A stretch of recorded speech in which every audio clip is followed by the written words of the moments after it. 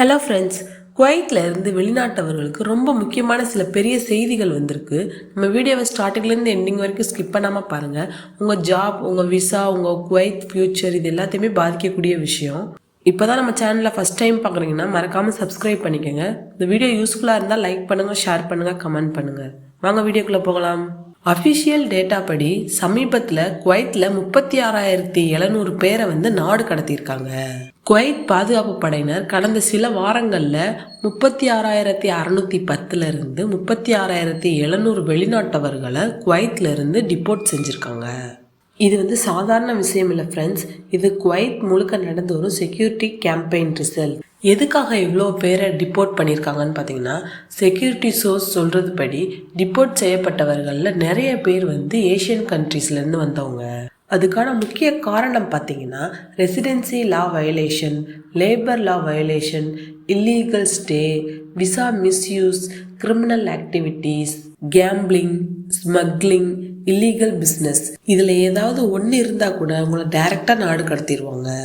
நீங்கள் குவைத்தில் இருக்கீங்கன்னா இந்த விஷயத்தை நல்லா மனசில் வச்சுக்கோங்க. உங்களுக்கான வார்னிங் தான் இது. Visa violation, illegal work, absconding, gambling, smuggling, fake documents இதெல்லாம் நீங்கள் பண்ணீங்கன்னா உங்களுக்கு என்ன மாதிரியான தண்டனை கிடைக்குன்னு பார்த்தா, ஜெயிலில் போட்டுருவாங்க, உங்களுடைய ஃபிங்கர் பிரிண்ட்டை பிளாக் பண்ணிடுவாங்க, நாடு கடத்திடுவாங்க, அப்புறம் லைஃப் டைம் பேன் கூட வர சான்ஸ் இருக்குது. அதனால் குவைத்தில் இருக்க வெளிநாட்டவர்கள் எல்லாருமே ரூல்ஸ் அண்ட் ரெகுலேஷனை ஃபாலோ பண்ணி சேஃபாக இருங்க.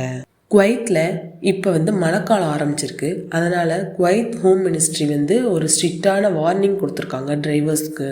குவைத்தில் டிரைவர்ஸாக இருக்கவங்களாம் என்ன கவனிக்கணும்னு பார்த்தீங்கன்னா, வெட் ரோட்டில் சடன் பிரேக் போடாதீங்க, வெஹிக்கிள்ஸுக்கு நடுவில் சேஃப் டிஸ்டன்ஸ் வச்சுக்கோங்க, ஸ்பீட் லிமிட் கண்டிப்பாக ஃபாலோ பண்ணுங்கள், வாட்டர் பட்டில்ஸை அவாய்ட் பண்ணுங்கள், அதாவது தண்ணீர் தேங்கி இருக்க இடங்களை அவாய்ட் பண்ணுங்கள், மொபைல் ஃபோன் யூஸ் பண்ணுறதை தவிர்த்துருங்க, டிரைவ் பண்ணும்போது மொபைல் ஃபோன் யூஸ் பண்ணக்கூடாது.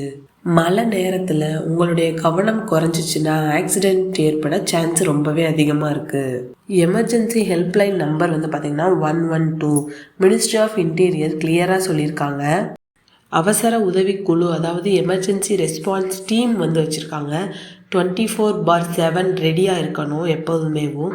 எந்த ஆக்சிடென்ட் ப்ராப்ளம் நடந்தாலும் 112 ஹாட்லைனுக்கு கால் பண்ணலாம். ஃப்ரெண்ட்ஸ், இந்த வீடியோ உங்களுக்கு ரொம்ப யூஸ்ஃபுல்லாக இருக்கும்னு நினைக்கிறேன். தேங்க்யூ.